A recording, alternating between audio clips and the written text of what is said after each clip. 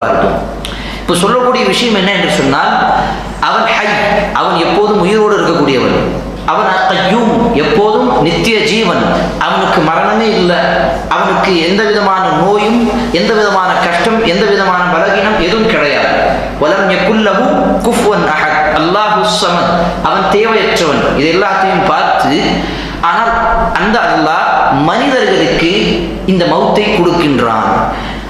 இந்த ஒரு பொறுப்பு அல்லாஹ் மலக்குமார்களுக்கு நியமித்திருக்கிறார். அந்த மலக்குகளில் ஒரு மலக்கு மலக்குல் மௌத்.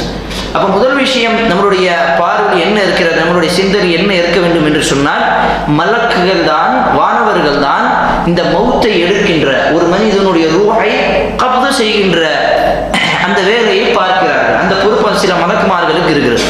அப்போ இது ஒரு மலக்குக்கு மட்டும்தான் இருக்கிறதா? அப்படி கிடையாது. சூரத்துல் சஜ்தாவுடைய வசனத்தில் இன்று காலை ஃபஜ்ருடைய தொழுகையில் படித்திருக்கலாம். குல் யதவஃபாக்கும் மலக்குல் மௌத்தில்லதி, குல் நபியே நீங்கள் சொல்லுங்கள், யதவஃபாக்கும், உங்களுக்கு வஃபாத்துகளை கொடுப்பான், உங்களுக்கு மரணத்தை கொடுப்பான். மலக்குல் மௌத்தில்லதி உக்கில பிக்கும், மலக்குல் மௌத்துக்கு, மௌத்துடைய வானவர்களுக்கு, அது அவருடைய பெயர் அல்ல. மலக்குல் மௌத்து ஒரு பெயர் அல்ல. மலக்குல் மௌத் என்று சொன்னால் மௌத்துக்காக நியமிக்கப்பட்ட மலக். மலக்குல் மௌத், மௌத்துடைய மலக்குகள், வானவர்கள். அப்ப அவருடைய பெயர் அந்த குர்ஆனிலே குறிப்பிடவில்லை. மலக்குல் மௌத் அல்லதி, அவர்கள் யார் என்று சொன்னால் உக்கில பிக்கும், அவர்களுக்கு பொறுப்பு சாட்டப்பட்டது. அவர்களுடைய பொறுப்பில் தான் அந்த ரூஹ கப்து செய்கின்ற வேலை இருக்கிறது. அப்ப அது ஒரு மலக்கு மட்டும்தான் இருப்பார்களா? அப்படி இல்லை.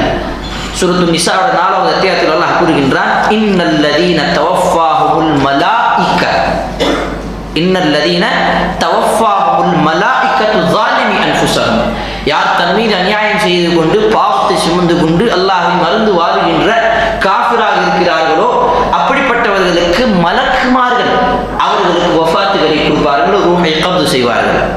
அப்ப மலக்குகள், அங்கு ஒரு மலக்கு இருக்கிறது, இந்த வசனத்தில் மலக்குமார்கள் என்று இருக்கிறது. இதே போன்று ஒரு பிரபலமான ஹதீஸ், நம்ம எல்லோருக்கும் தெரிந்த ஒரு ஹதீஸ் ஆகிறது. என்ன ஹதீஸ்? 100 கொலை செய்த அந்த மனிதன். அந்த ஹதீஸை நாங்கள் கடைசியாக பார்க்கும் பொழுது என்ன நமக்கு விஷயம் தெரிய வருகிறது?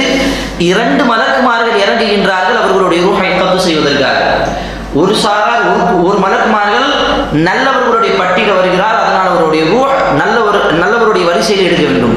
இன்னொரு மலக்குமார்கள் அவருடைய ரூஹை கெட்டவர்களாக இருக்கின்ற நேரத்துக்காக அவருடைய ரூஹை எடுப்பதற்காக இருக்கிறார்கள். இருவருக்கும் அல்லாஹ் என்ன சொல்லுகின்றான்? ஒரு கட்டளையின் அடிப்படையில் யாருக்கு நெருக்கமாக இருக்கிறதோ அந்த அடிப்படையில் அவருடைய ரூஹை கப்து செய்து விடுங்கள்.